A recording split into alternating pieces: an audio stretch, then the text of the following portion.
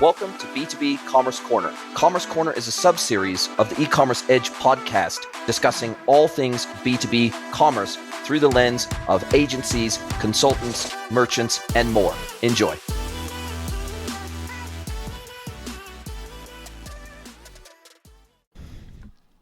Hello, everybody, and welcome to another episode of the podcast. I've got a very exciting episode and guest lined up for you today. I've got Mikel Lindsaar from StoreConnect. Welcome, Mikel. G'day, mate. How's it going? All right? That's the Australian greeting, by the way. Yeah, I know. It's been a while since I've heard that. I spent almost 30 years in New Zealand and spent a ton of time in Australia. My sister, brother-in-law, too. Yeah, I spent 28 years there, and my sister, my brother-in-law, my two nephews, and my mom all live in Brisbane, and I've lived there for many years. My brother-in-law's a Kiwi, my wife's a Kiwi, so got lots of connections. My grandfather was a Kiwi. I got lots of connections to the NZ region. I'm a dual citizen, American, New Zealand, and now a resident of Mexico. Yep. Yeah, so it's been a while since I've heard the "G'day, mate" from the Aussies. Well, you're definitely legit, because you said Brisbane, not Brisbane. Yeah, exactly. Exactly. And I even know how to pronounce most of the UK place names as well. I'm not butchering those like the Americans typically do. No, it's great to have you along for the ride today. And we're going to talk about something that's near and dear to your heart, which is StoreConnect. And look, before we get into the nuts and bolts, or soup to nuts, as they say, around your platform, how the heck did you get into this business? If I look across your background, you started effectively a SaaS studio, a SaaS development studio. Yeah. Then, and presumably you build some SaaS products not only for yourself, as we're going to talk about, but for other companies as well. You built a leadership SaaS platform. Then you built an e-commerce SaaS platform on top of the Salesforce platform. And these don't naturally knit together in my mind in any sort of cohesive way. So walk me down memory lane, and how did we get to here? How the hell did we get here? Look, if you could answer that question, I'd love to know. But fundamentally, I started my first company as a software development company. We built apps for clients that we were a mercenary firm. Highest bidder, we'd go and build it.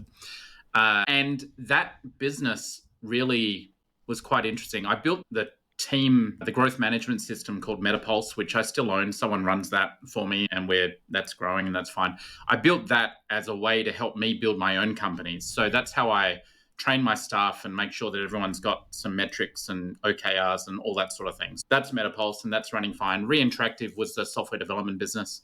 And out of Reinteractive, I ended up building multiple SaaS companies, actually. I've built and sold 3 SaaS businesses in the last decade and a bit. And then finally we got to StoreConnect. And the way StoreConnect came about really was in Reinteractive, we were building a lot of web and mobile apps that were connected or had their data based out of Salesforce. So we were getting really good at building these highly connected applications that would present a very customizable, pixel perfect, if you like, front end to data that's held and resourced in Salesforce. And a lot of companies were using this, and we were getting really good at it. And while I was building these systems for other people, I kept getting clients asking me to build bespoke e-commerce platforms from the ground up. And you're in B2B commerce, you do a lot of commerce, obviously, and a lot of systems are out there. And it confused the living daylights out of me, because I'm like, yeah, I can take your $250,000 to build a complete platform from the ground up, but why aren't you using Shopify or BigCommerce or WooCommerce or Squarespace or any of the 150,000 platforms out there? And because from my mind, that was a solved problem. Like it was not in my universe whatsoever that I would build an e-commerce platform. And the number one answer that I kept getting back was, yeah, it's solved for the front end. The problem is not the front end. The problem is, what do you do with the data once you get it? And by that, if you're using something like Shopify or Squarespace or Wix or some of these beautifully crafted e-commerce platforms, they're completely fantastic as long as you are willing as the business owner to modify your business to suit the platform, right? And that was what these clients were trying to get around. They were like, we're trying to scale here, and we want to add these extra fields on these bits, and we want to do this reporting, and we want to automate these processes, and we want to trigger actions based on data levels, and we want it to perfectly integrate with our ERP and our accounting system and our CRM, and we want our sales reps to see the same data that our online shoppers are seeing, and we want our B2B platform to see the same product data as our B2C without having to have 2 sets of the information, all these sorts of problems. And I looked at that and went, that's interesting. Why don't I build Shopify on top of Salesforce? And I thought it was $1 billion idea. And so I had this idea, and then I went and looked, and sure enough, Demandware had just been bought by Salesforce for $1 billion. And I went, it was $1 billion idea. I'm just too late. And then I started researching it, and Demandware became Commerce Cloud. And the problem with that is it's $1 million project minimum. Like you need to be a Nike or a Macy's or something to get rolling. Same as SAP Commerce Cloud or any of the other majors. Exactly right. And I went, maybe there is an opportunity. And so I started building StoreConnect. And StoreConnect fundamentally is a product that is a complete replacement of WordPress, Shopify, built on top of Sales Cloud. And we work on Pro Suite, which is the cheaper version of Salesforce. So you can get it up and running with StoreConnect for $500 a month. And that was my target. All license cost included for the website, the point of sale, the CMS, plus Salesforce running it all, with a goal of getting started on that with, say, 2 users for $500 a month. That was my flag Target that I planted. Yeah. And we then went for it. And we're now here, and it now works, and it does what it says on the box. So it's been a really interesting journey. We've been building StoreConnect now for 7 years. The table stakes were quite high. Just to get into the market, the number of features you need so that you're not instantly just, you don't do blah, blah, blah, we can't use you. It's been quite a development project. But yeah, it's been a lot of fun. Wow, what an amazing journey. And there's some key questions that I've been wanting to ask a Salesforce specialist for a very long time, because in all my years in e-commerce, I've never touched Salesforce. I've never touched Demandware, etc. And so it's always blown me away that Salesforce has the following that it does, considering it doesn't have a native ERP. That we're building an entire ecosystem of software on top of what is essentially a bloody CRM. And it's mind-blowing when you think about NetSuite, when you think about SAP, when you think about other suite-based technologies, even some of the Oracle stuff, etc. When we think about some of the very, very large technology systems out there in the market and ecosystems out there in the market, apart from perhaps Adobe Commerce Cloud, almost every one of the other majors, they're built on the back of an ERP, not a CRM. Yep. And so it's always surprised me, shocked me, wowed me maybe, that people like yourself go and try to build this cutting-edge commerce technology on top of something that is centered on the customer, not the product, and not the products that we're selling. And so because you don't have some of the other transactional or product database capability that typically comes with an ERP, you've got all the customer-facing stuff, the pipeline management, the lead to cash, the remarketing, the segmentation, the deal management, the B2B stuff, the price list, all that stuff you get with Salesforce, of course.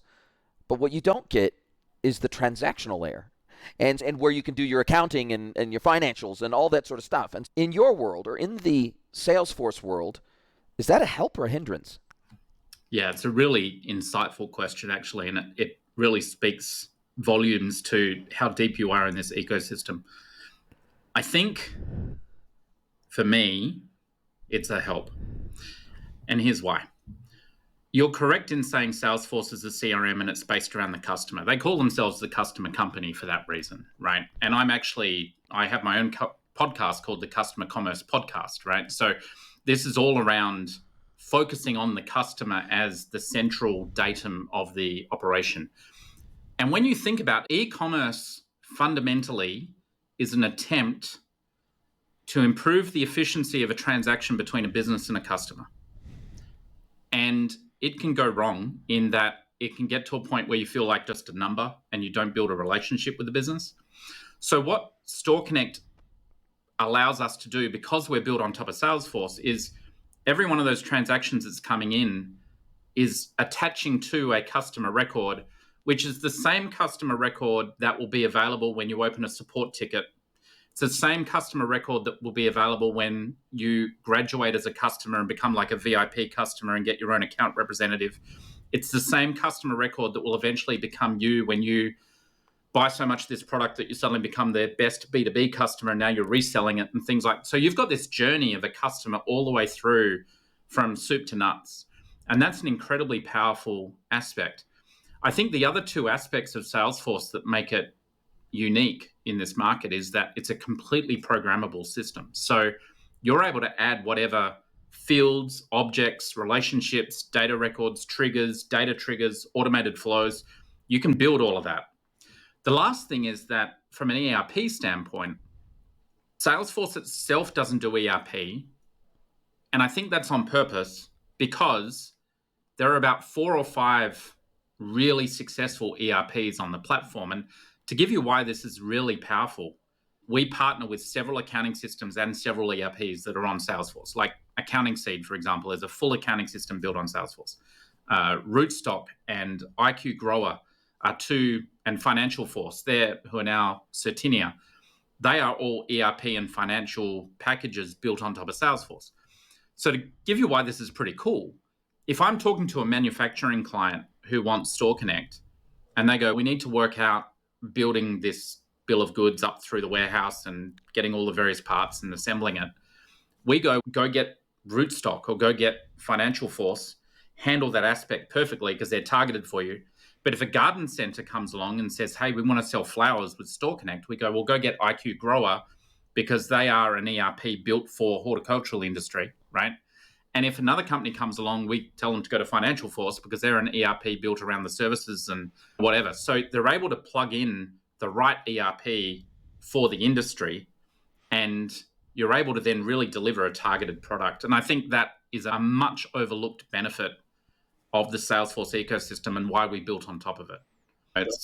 There's a lot to be said in having all the data in one platform and being able to automate those transactions back and forth without having to install a data layer like MuleSoft or all of these other Zapier. And we have a client that we're talking to, or prospect that we're talking to right now, that is spending $10,000 a month on Zapier Zaps to keep their Salesforce org talking to their WordPress environment. Yes. And everyone's terrified about it. No one wants to touch it because they know if they get it wrong, that the whole site comes crashing down.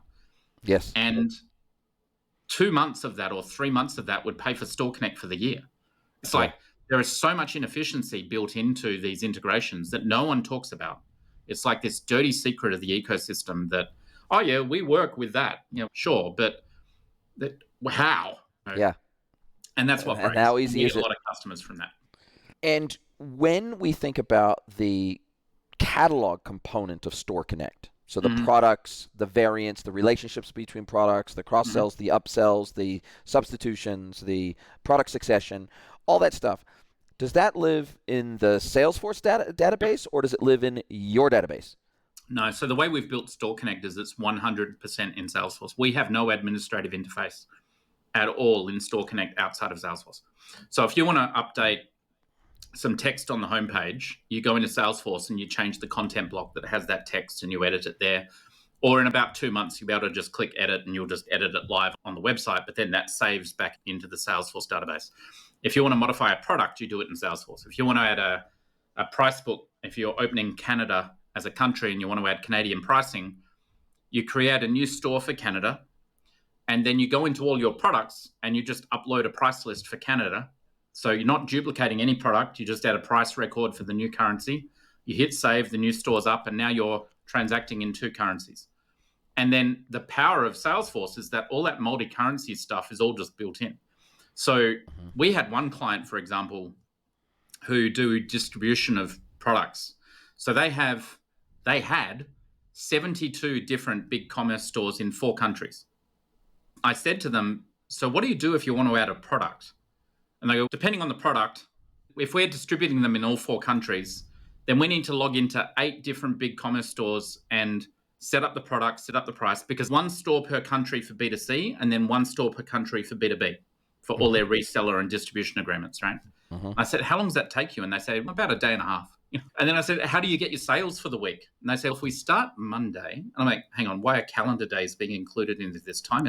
They said, you don't understand. We have to log into 72 stores, do a CSV export, put it into an Excel spreadsheet, hit start, go to lunch, come back, and we have the data on Thursday afternoon, right? Anyway, they've gone through and they've migrated already 26 of those stores into a single Salesforce org with 1 StoreConnect license. And they're just getting all the rest done. And now they just hit refresh and 30 seconds later have worldwide sales converted to currencies. So this sort of whole, how do we save time of that customer? How do we, our client, they've gone from having 4 staff full-time just keeping the stores running to doing it 1 hour a day on the 22 stores that they've migrated. And those 3 staff are now doing marketing and all the stuff that makes them revenue. Yeah. And that's really the key, right? And Yeah. this is why I'm passionate about it, because the amount of time wasted on making sure system A is talking to system B, I reckon it's a third of the economy. It's probably not that much, but that's why there's 1,000 iPaaS systems out there, and SIs are everywhere, because we have systems, and even if they have APIs, they need an iPaaS sitting between them and ESB sitting between them to mediate the data and map the data, transform the data, and make it plumb when it's supposed to plumb. And so there's different data models have different viewpoints on what the data is, and you run into these judgment calls. Someone fills in first name, last name. In one system, it's a full name field, and the other system, it's split, and the person enters in a single character Chinese name. What do you do with that? And these are challenges. So because we've built it on Salesforce, our data model is the data model of Salesforce. So we have none of that integration problems. And was one of, because I've heard horror stories, I've heard some great stories, but I've also heard some horror stories of Salesforce Commerce Cloud and now their B2B version and acquired products. All these products are acquired products. They're trying to integrate them into the core, but it's hard, and so a lot of that is internal integration inside Salesforce, but it's still a separate but integrated product. And now we have this massive move to Lightning within the business, which everybody's trying to move to the new Lightning architecture. Maybe talk us through what Lightning is, what impact it's having on the Salesforce ecosystem, and whether that's actually creating more or less opportunity for you guys to step up and take maybe a more prominent role in the Salesforce ecosystem around commerce.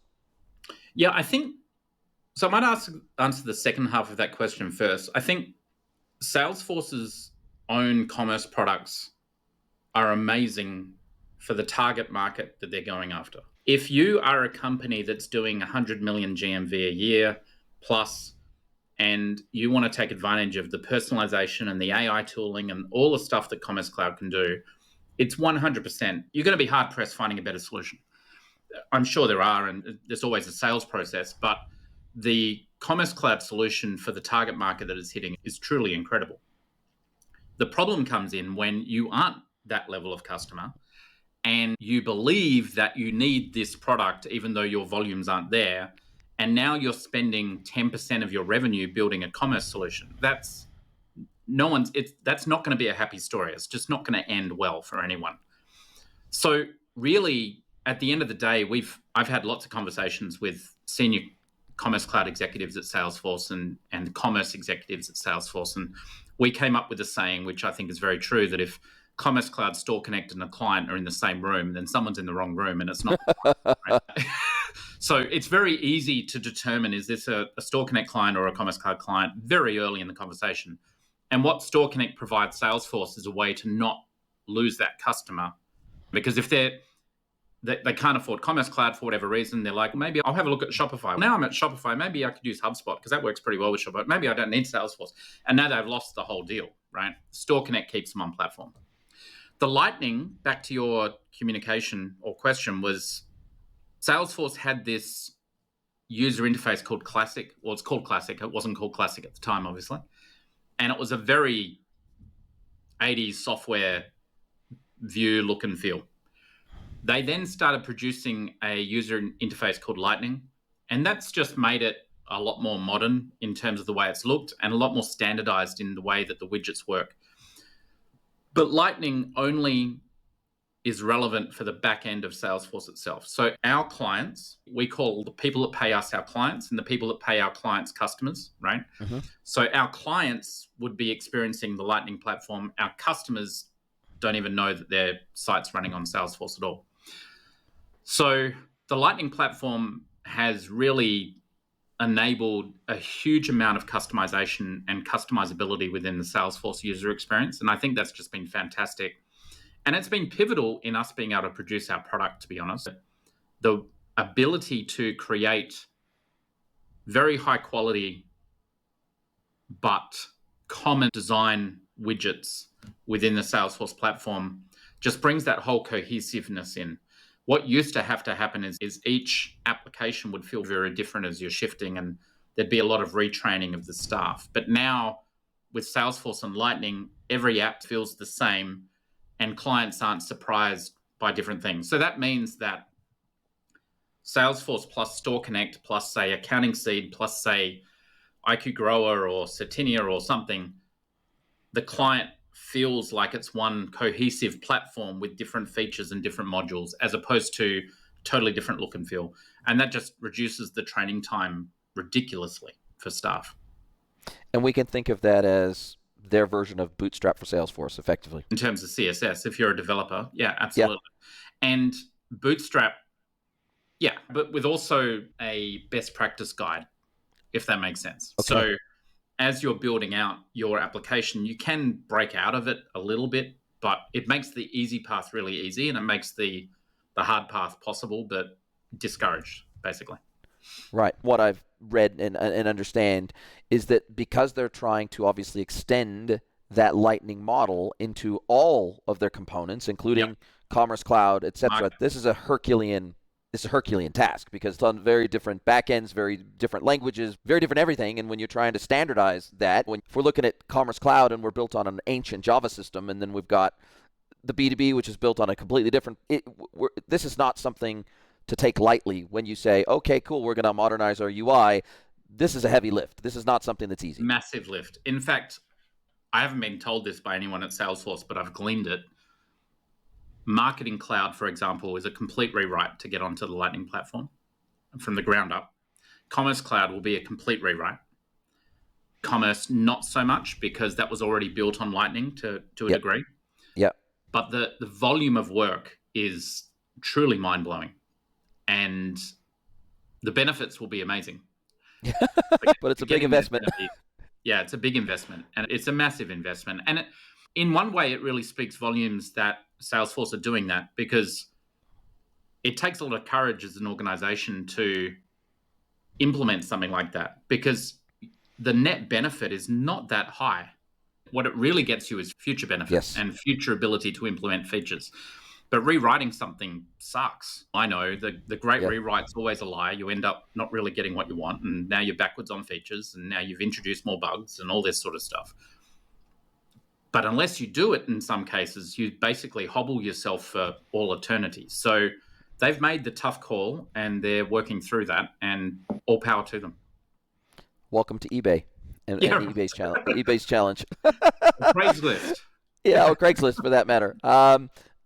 Awesome. Now, when we look at the breakdown of your customers, what would be there's two parts to this question. What would be the typical GMV range of the types of customers that you target?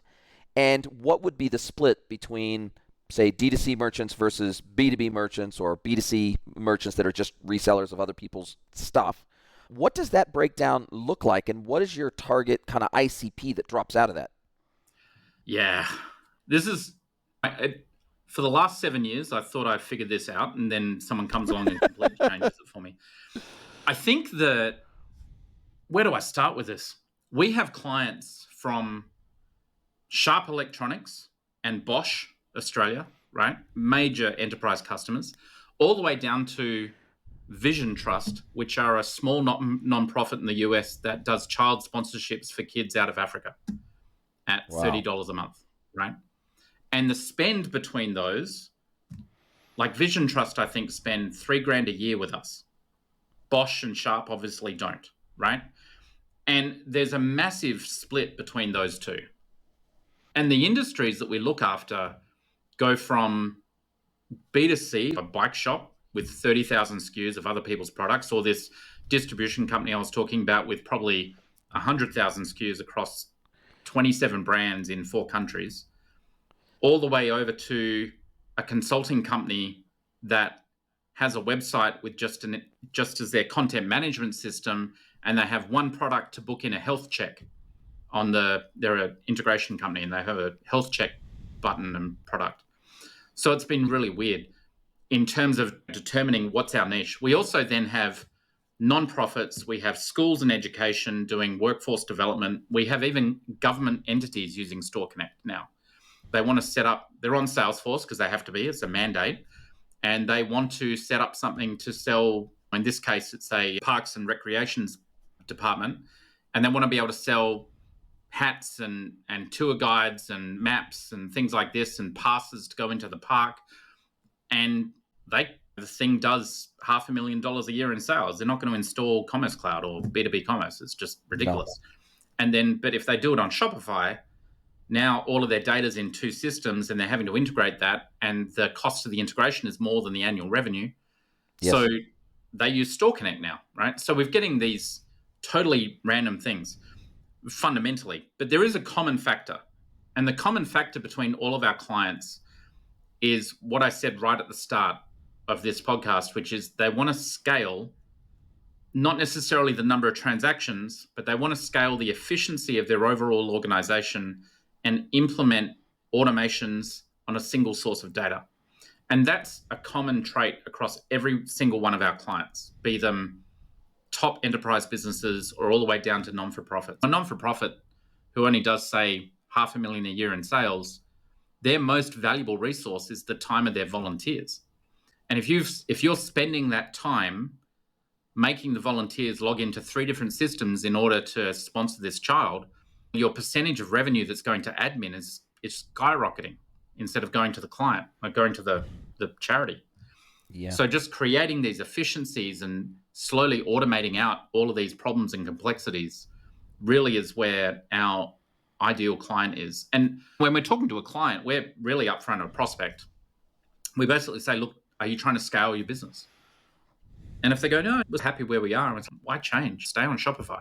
You don't need to change. If you're not planning on growing your business and growing your operation and really getting some benefit from the ability to grow that and scale that, then why move?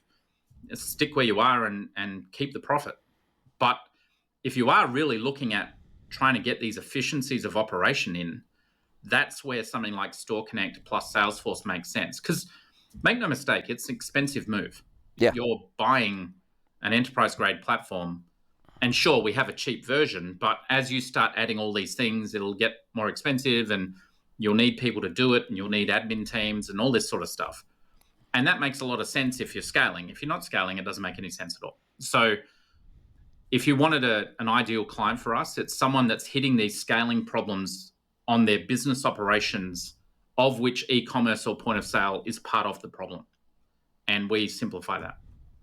Yeah, I guess in that sense, you're more like a Corvist is to SAP or Sana is to the ERPs they integrate with than any of the 100 other standalone e-commerce platforms out there that kind of have all of their own data primitives internally, including the product data primitives, the customer data primitives, and everything else. Your idea is, hey, let's adopt the customer and product data model of Salesforce. In fact, regardless of the data point you're talking about, they're all going to be housed within, even if they're custom data primitives that you've set up inside Salesforce or objects that you've set up in Salesforce. That's right. Those are all then available to be used by your platform. And I'm guessing that when I install, so yours is an app that's built on the Force.com platform, I'm guessing that, let's say I'm running Salesforce and I install your app, that when you were saying that the data for, or the content for, say, a content block comes from the Salesforce database, I'm guessing that all of those core data primitives that you need in your platform that are a little bit unique to commerce, they automatically get created in the Salesforce database the moment that you install the app. Yep, you're dead on. And not only that, but you have full access to those objects to use them however you want in other ways as well. So to give you a good example of that is you install, say, you get Salesforce, you install StoreConnect, and you install Accounting Seed into the platform, right? So Accounting Seed is, think of it like MyOb or Xero or something built on top of Salesforce. It's an accounting platform. The account and contact record that are in Salesforce is the same record that StoreConnect is using when a client does a checkout on the website. It's the same record that Accounting Seed will be using when they do the bank reconciliation.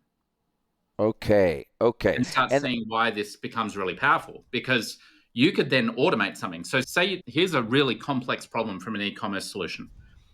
Do a checkout, and at the checkout step, pay by direct deposit, like wire transfer. Okay. A traditional platform, you go, okay, we're going to accept wire transfer on Shopify. Good. We got that wire transfer. Now what? How do you then replicate that data into your CRM that they paid for it and into your accounting system that wire transfer came through, and somehow connect all of those dots together to then release the order, right? In StoreConnect, the checkout happens, the order is flagged as having a direct deposit waiting, right? Like And a pending deposit, basically. pending deposit. And the accounting system and the ERP can look at that order and go, it's pending deposit. We're going to start prepping. Maybe we'll pre-allocate some of the stock, but we won't mark it as shipped yet.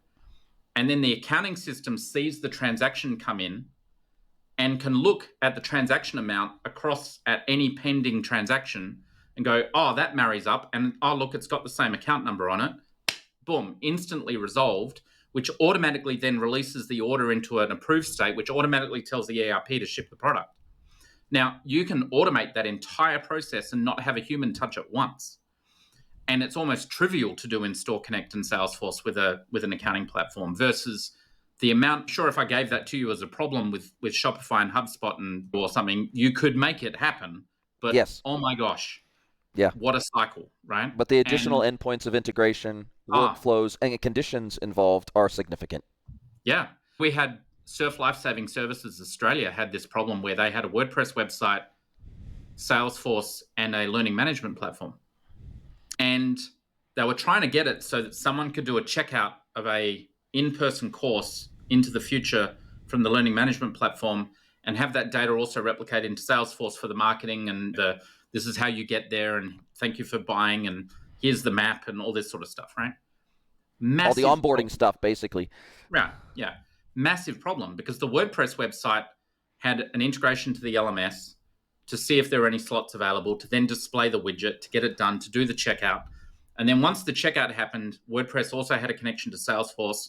And then Salesforce, once it got that record, had to contact the LMS to try and figure out which account record it is, synchronize that data back and make sure the LMS knew that the Salesforce record onboarding has been sent, and then get that information back to the WordPress front end. And then if something changed, everyone had to update, right? And we ripped all of that out and replaced it with StoreConnect on Salesforce to LMS. And StoreConnect now just talks to Salesforce back and forth. Salesforce just talks to the LMS back and forth, and the whole thing's solved. And this sort of reduction of integration errors, we came up with a name for it in StoreConnect. It's called plugin purgatory. And when you look at how many plugins you need to run some modern systems, there are blog posts out there. It's like the top 30 industry best practice plugins you need for your e-commerce site. And I'm like, that's 30 SaaS subscriptions. Are you kidding me? That's 30 locations where my data is being held of all of my customers. Even from a security point of view, that's terrifying. And every one of those 30 is a failure point of my app. So the problem with this plugin purgatory is that you're then starting to spend all of this time ensuring that the plugins are working. And it just removes that and slows down your website and all the other problems with it. But once we can resolve that and start just coding on the platform and doing workflows and clicks not closed and all those wonderful architecture things that Salesforce put out, it just really simplifies the product. And our clients, it's very funny when we're talking to one of our prospects that become clients, that there's a moment in the journey where they go, oh, and they just really get it. And they go, now I understand. And then usually about 6 to 9 months later, once they've implemented, they find one of these random requirements they need. And it just becomes, oh, I can do that. I don't need to buy anything. I can just do a bit of coding or create a workflow and it's done. It's really powerful. Hey team, I have a big favor to ask you. Please pause this episode and send the link of this episode to someone you know that you think would enjoy this content. Really appreciate you spreading the word. This is how we grow. We're not a Joe Rogan. We don't have big, massive advertising budgets, but we absolutely want to grow. We want to get the learnings from all of these episodes out to as wide of an audience as possible, and we need your help to do it. Thank you, and now back to your listening. So you were saying that there's a moment usually where the light bulb comes on for the merchants that you're talking to, and they go, oh, this starts to make a lot of sense why we would build on this platform versus a separate but integrated experience. One of the one of the comments we get from clients quite often is what we love about what we can do with you guys is it's never a no. It's always a, yeah, you could do it this way or this way. How big's the budget? What are you looking at doing and how much do you want to automate it?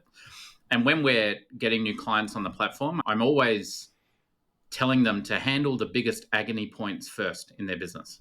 And agony is defined as how much a problem pisses you off multiplied by the number of times a day it happens, right?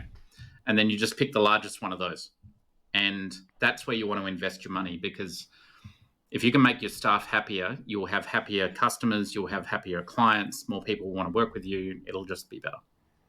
And even though you pitch the app or sell the app as really heavily focused on D2C brands, it feels like that this would be equally beneficial or helpful or useful or easy for B2B brands, because the data primitive of a buying organization in that scenario already exists in Salesforce. So in other words, okay, I've got this parent organization, but I got 10 buyers within that organization that buy off me.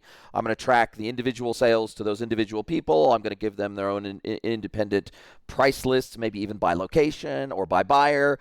They have their own shopping list that they're pre-approved for. They have their own escalation and approval paths that could be unique to them within the CRM. They can have their own MOQs in the CRM. They can have their own restricted catalogs down to the SKU level in the CRM. They can have their own buying increments if you want. They can have their own payment methods that are assigned to them. They can have their own return policy and trade agreement that is assigned to them. It feels like that doing B2B on StoreConnect would be easier than just about trying to plug in almost any other platform via integration into Salesforce, because of the fact that all the core data primitives around the customer and all of those associated sub-records all live in Salesforce anyway. How much do I have to pay you for that ad? That was fantastic.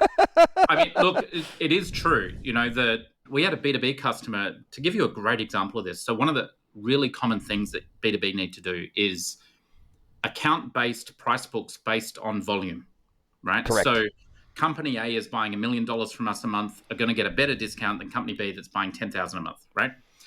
And automating that or managing that is a lot of work. On top of that, you need to account for the sales that are made direct through the website, like the D2C aspect of B2B, if you like, where your B2B customers are buying from you directly on your website, versus your back office sales team doing the sale over the phone and getting the things, versus a roving salesperson with our StoreConnect point of sale racking up an order directly in front of the person, right, and taking a credit card. So all of that needs to come together, and that all needs to be reported together. So Salesforce makes that trivial. It's not even, there's no setup involved. It just works.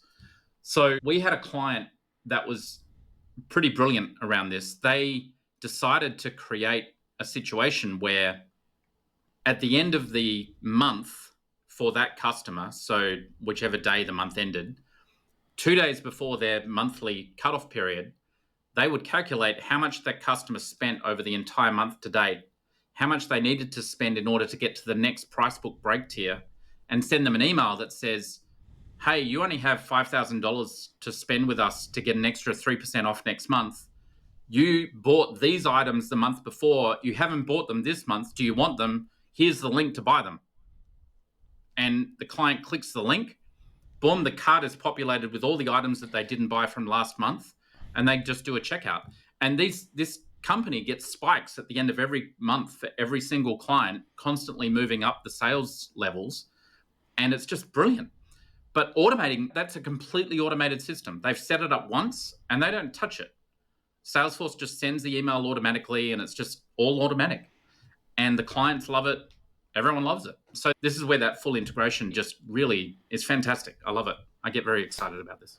I guess that's also the beauty of Salesforce marketing automation workflows over and above the pure, because we can think of Salesforce in this environment as a B2B CDP, whereas your traditional CDPs, like 99% of them out there in the market, whether it's Lexer or it's Segment or it's Map or any of them, every single one of them are B2C and D2C focused, and so therefore they don't ever look at anything at the org level. They're always looking at them as the individual user slash That's right. customer level. And so all of your workflow automation and all of your marketing automation is driven at the individual level, not at the That's right. aggregate level. And Whereas this we is a can major. roll it up to the organization and say, your 20 buyers agents have bought this much over this period across your 15 locations nationwide.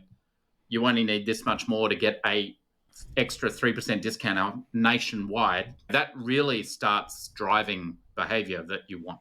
And it also makes, from an efficiency perspective, inside the buyer's business, it makes them tremendously more efficient. Instead of assigning someone inside the procurement side of the business to managing that account, managing that supplier account proactively from the buyer side, now we're managing it proactively from the seller side and giving them visibility and assistance and guidance that they don't need to resource internally. All they have to do is have a decision maker internally. That's right. And on top of that, our client can then send their customer full reports: who did what when, what browser were they on, what IP address were they on, which order came in from where, full transparency across that entire platform, and have that updated live. So that at any point in time, that purchase authority in that customer organization can sign into their dashboard and see every transaction that's gone through, every contact that placed every transaction, everything that's happening, and just have all that data instantly available to them. Makes them happier too. And it then, by definition, also means rewards, loyalty, subscriptions, anything else you have set up in your Salesforce instance can also be extended into StoreConnect. Correct. So StoreConnect, and that's regardless of channel. Yeah. So StoreConnect is a point of sale and a website platform. So we support rewards and loyalty, so buying with points and earning points at the same time. We do subscription management as well, so appointments and bookings, like booking an event or a course or whatever. So all of that can be then presented either in person via a point of sale system or online or on your phone, on the browser.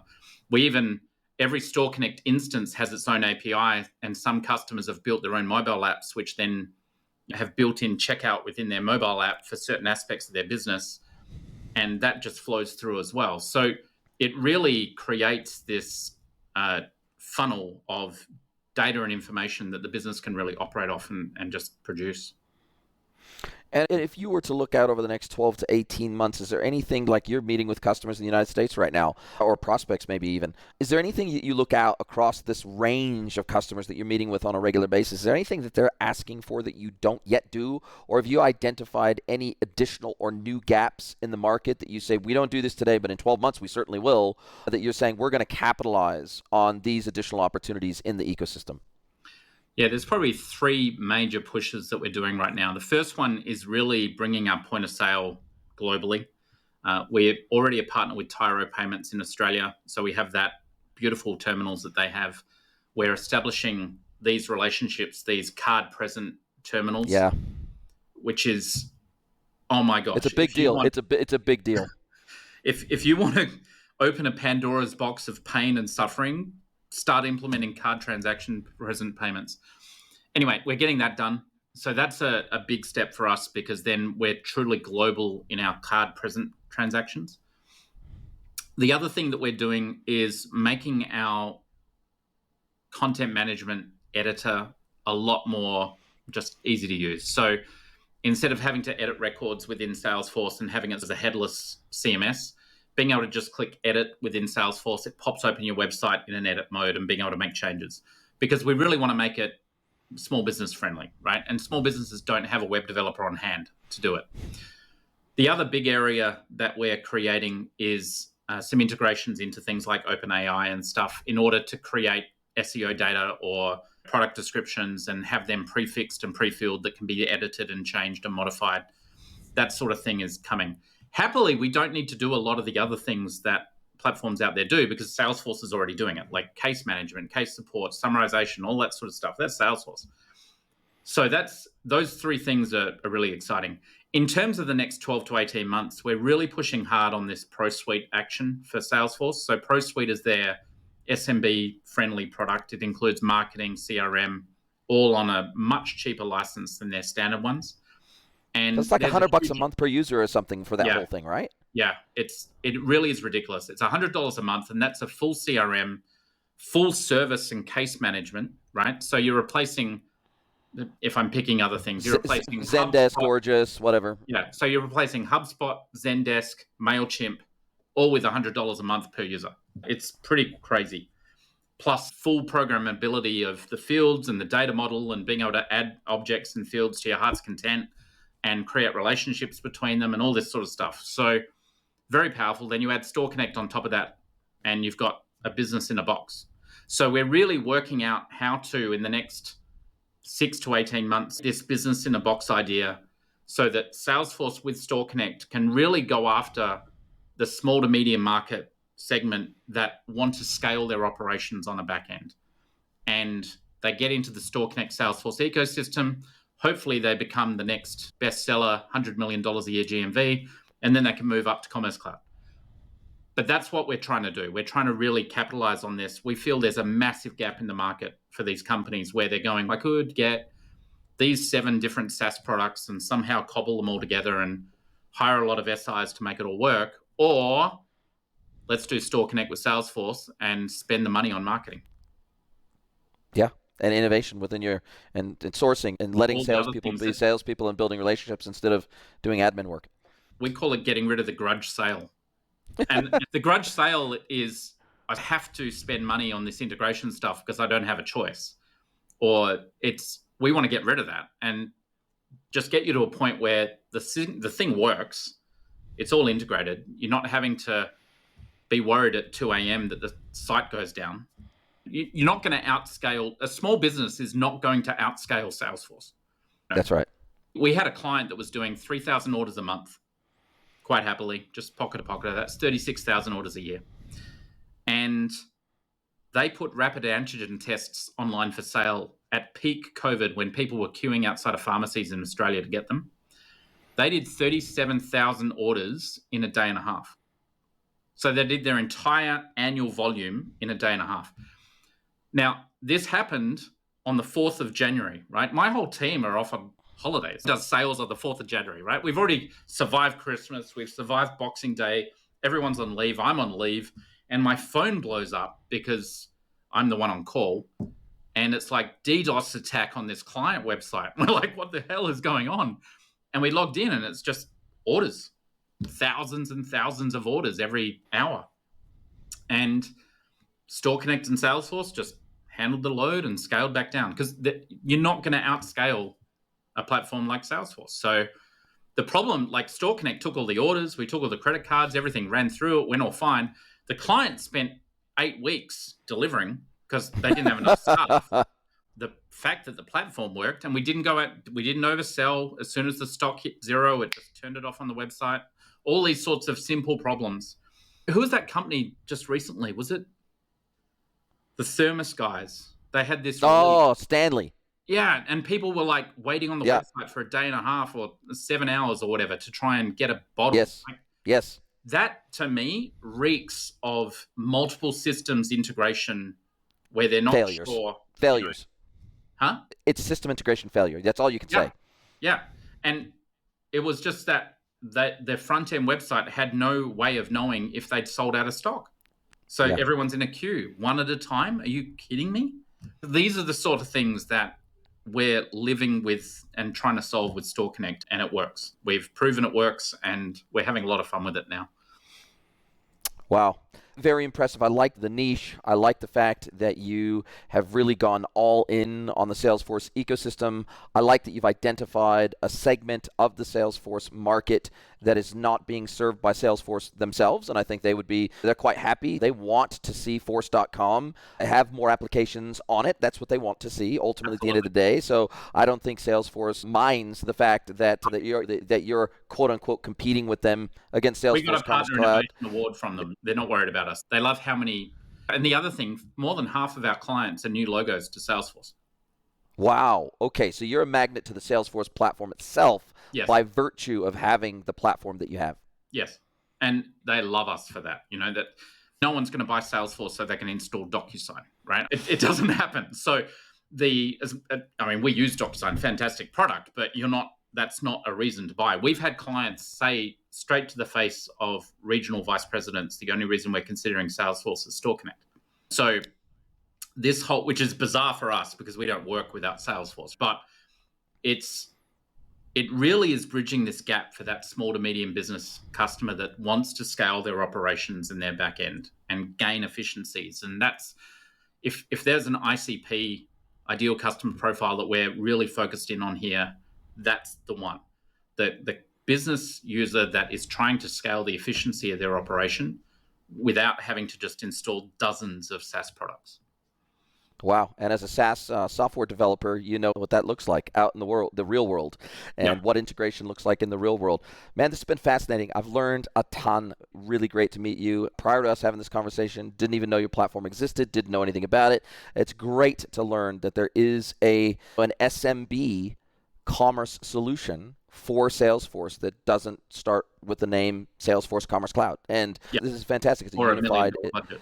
Yeah, or $1 million budget, and however much per year in Look, I should additional probably subscription qualify costs. that. I'm sure you can get it for less than $1 million. I don't want Salesforce calling me after this saying, what the hell? Yeah, I know. But yes, the truth absolutely. is The that average it is an implementation, it's difficult. It's and an I know enterprise this. product. It is, and you need to be doing some serious revenue with some serious margin to be able to justify the investment in Salesforce Commerce Cloud, as you would with any high-end enterprise commerce platform. And if you can, fantastic. I don't think you'll find a better product. But yeah, we really wanted to help the smaller business, and that's our niche, and that's where we're going. Or business unit of an enterprise. Like government is obviously not small business, but local council selling wheelie bins and only selling 100 grand of them a year, that's a small business unit. They're never going to get Commerce Cloud into that. So we solved that problem. Absolutely love it. Now, Michael, as we come down to the end of our time together, this is where I get to flip the script. I get to hand the microphone over to you. I get to let you ask me one question, any question you like. Could be personal or professional. And you weren't expecting this, I'm sure. So Mikel Lindsaar from StoreConnect, what is your question for me today? Why did you get into the business of trying to implement and integrate B2B and B2C e-commerce platforms? Yeah, so first of all, I don't do any implementation. I'm a pure consultancy.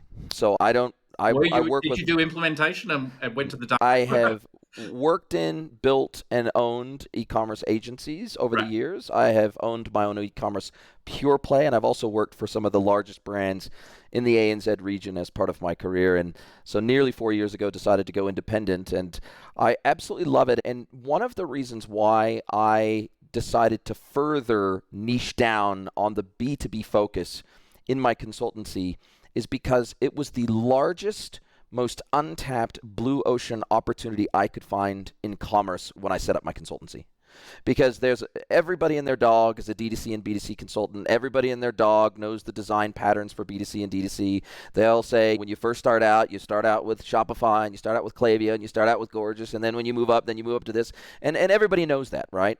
But I, as a really heavily technically and operationally focused consultancy, and that's my background. My background is senior solution architecture across the whole commerce stack. So it's not just the e-commerce piece. It's the ERP, it's the CRM, it's the CDP, it's the whole stack. And because in the B2B world, function comes over form always.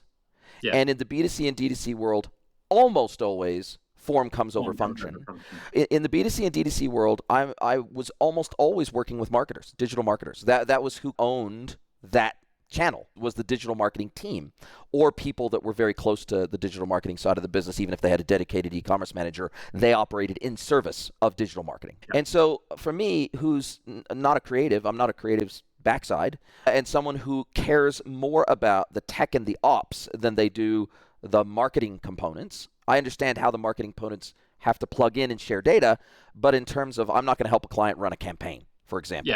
And so as somebody like that, this just looked like there was so few B2B specialists, true B2B specialists that really knew the nitty-gritty details of operating a very large-scale, complex B2B brand and what that took to deliver digital channels and digital sales to their customers across EDI, e-procurement, self-service e-commerce, and everything else in between. I just saw that as such an incredible opportunity, especially when the data shows that the growth in B2B e-commerce is going to outstrip, for the next decade at least, it's going to outstrip D2C and B2C by probably 8 to 10 times. It just, and I just got the sense, I've been doing this for 24 years, I got the sense that it just feels like B2C and D2C did a decade ago. It just feels a lot like that. And it feels that the past doesn't necessarily repeat, but it rhymes. And I'm starting to see the rhymes. And it's, man, a lot of B2B brands are starting to get e-commerce religion, but they don't really know where to start. And this is something where you can go We're hitting in. that all the time with our customers. Speaking to your point earlier, we get a lot of B2B customers coming in for the D2C aspect of B2B, where they're trying to establish these direct relationships where they previously didn't. Yeah, we're killer. Great. Hopefully we can work together in the future. I'm sure we'll find a common client at some point, but it's been fantastic talking to you. I've really enjoyed it. As have I. Thank you so much for sharing so openly and honestly and transparently about what you do and how your technology works and about the ecosystem. I learned an absolute ton, and I can't wait to speak to you again soon. So thank you so much for being with me today on the show. Thanks, mate. Have a good day. Are you a B2B or D2C e-commerce merchant? Then head over to greenwoodconsulting.net to learn how we can help you scale your business.